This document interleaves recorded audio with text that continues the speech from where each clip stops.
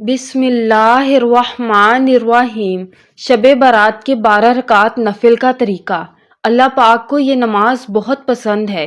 مکمل جاننے کے لیے ویڈیو کو اینڈ تک ضرور دیکھیے گا۔ ناظرین، شعبان کی 15ویں شب شب برات کہلاتی ہے، یعنی وہ رات جس میں مخلوق کو گناہوں سے بری کر دیا جاتا ہے۔ تقریباً 10 صحابہ کرام سے اس رات کے متعلق احادیث منقول ہیں۔ حضرت عائشہ رضی اللہ تعالی عنہا فرماتی ہیں کہ شعبان کی 15ویں شب کو میں نے آپ صلی اللہ علیہ وسلم کو اپنی آرام گاہ پر موجود نہ پایا تو تلاش میں نکلی، دیکھا کہ آپ جنت البقیع کے قبرستان میں ہیں۔ پھر مجھ سے فرمایا کہ آج شعبان کی 15ویں رات ہے، اس رات میں اللہ تعالیٰ آسمان دنیا پر نزول فرماتا ہے اور قبیلہ بنی کلب کی بکریوں کے بالوں کی تعداد سے بھی زیادہ گناہوں کی بخشش فرماتا ہے۔ دوسری حدیث میں ہے، اس سال پیدا ہونے والے ہر بچے کا نام لکھ دیا جاتا ہے۔ اس رات میں اس سال مرنے والے ہر آدمی کا نام لکھ لیا جاتا ہے۔ اس رات میں تمہارے اعمال اٹھائے جاتے ہیں اور تمہارا رزق اتارا جاتا ہے۔ اسی طرح ایک روایت میں ہے کہ اس رات میں تمام مخلوق کی مغفرت کر دی جاتی ہے سوائے 7 لوگوں کے۔ مشرک، والدین کا نافرمان، کینہ رکھنے والا، شرابی، قاتل، شلوار کو ٹخنوں سے نیچے لٹکانے والا اور چغل خور۔ ان 7 افراد کی اس عظیم رات میں بھی مغفرت نہیں ہوتی جب تک کہ یہ اپنے جرائم سے توبہ نہ کر لیں۔ حضرت علی رضی اللہ تعالی عنہ سے ایک روایت منقول ہے کہ اس رات میں عبادت کیا کرو اور دن میں روزہ رکھا کرو۔ اس رات سورج غروب ہوتے ہی اللہ تعالیٰ اپنے بندوں کی طرف متوجہ ہوتا ہے اور اعلان ہوتا ہے، کون ہے جو گناہوں کی بخشش کروائے، کون ہے جو رزق میں وسعت طلب کرے، کون مصیبت زدہ ہے جو مصیبت سے چھٹکارا حاصل کرنا چاہتا ہو۔ ان احادیث کریمہ اور صحابہ کرام اور بزرگان دین کے اعمال سے ثابت ہوتا ہے کہ اس رات میں 3 کام کرنے چاہیے۔ قبرستان جا کر مردوں کے لیے اصالہ ثواب اور مغفرت کی دعا کی جائے، لیکن یاد رہے کہ آپ صلی اللہ علیہ وسلم ساری حیات مبارکہ میں صرف ایک مرتبہ شب برات میں جنت البقیع جانا ثابت ہے۔ اسی لیے اگر کوئی شخص زندگی میں ایک مرتبہ بھی اتباع سنت کی نیت سے چلا جائے تو اجر و ثواب کا باعث ہے، لیکن پھول پتیاں، چادر چڑھاوے اور چراغ کا اہتمام کرنا اور ہر سال جانے کو لازم سمجھنا، اس کو شب برات کے ارکان میں داخل کرنا، یہ ٹھیک نہیں ہے۔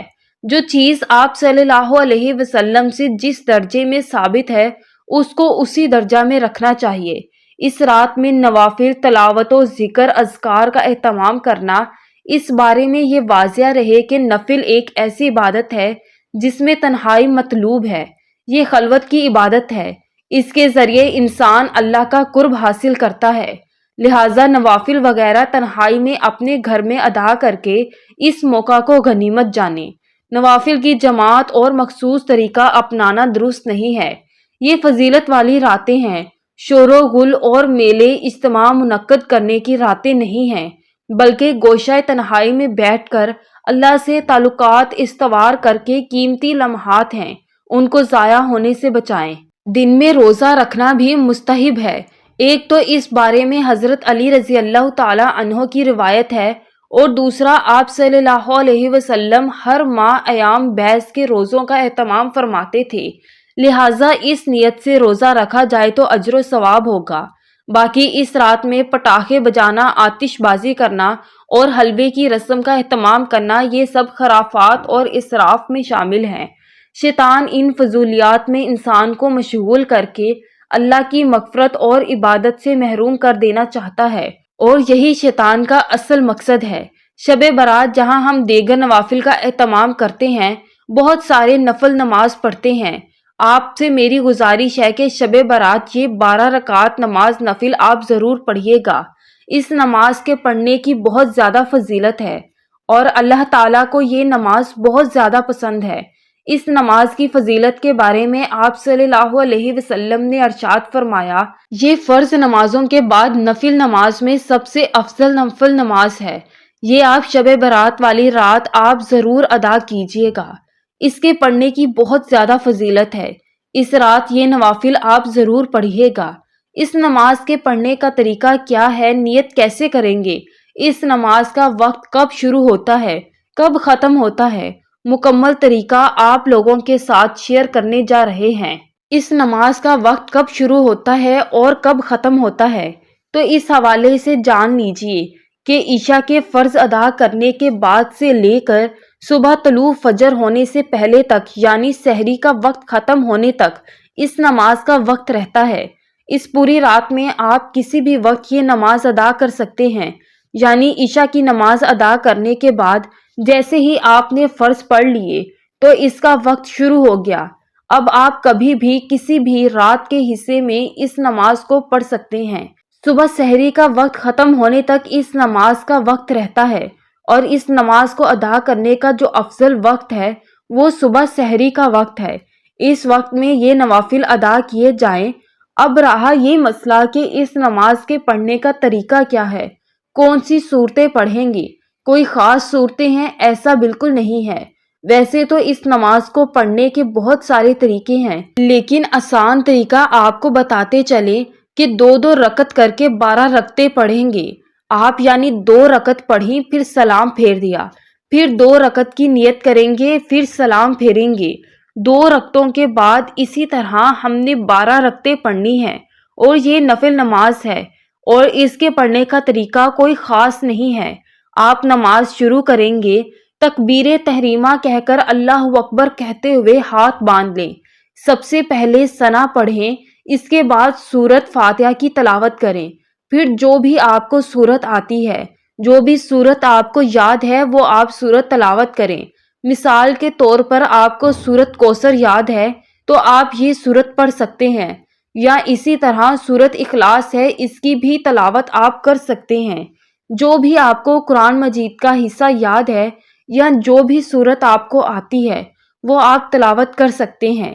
اس کے بعد پھر رکوع کریں، رکوع سے کھڑے ہوں، 1 رکعت مکمل ہو گئی، سجدہ کر لیا آپ نے، پھر دوسری رکعت میں اسی طرح سورت فاتحہ پڑھیں گے، کوئی سورت ملائیں گے، رکوع اور سجود قاعدہ، اس کے بعد تشہد، درود اور دعا پڑھ کر دائیں بائیں سلام پھیر دیں گے، یعنی جس طرح باقی نوافل پڑھتے ہیں اسی طرح 2 رکعت نماز نفل پڑھیں گے اور 2 رکعت کر کے پڑھیں گے، یعنی 12 رکعتیں 6 سلام کے ساتھ پڑھیں۔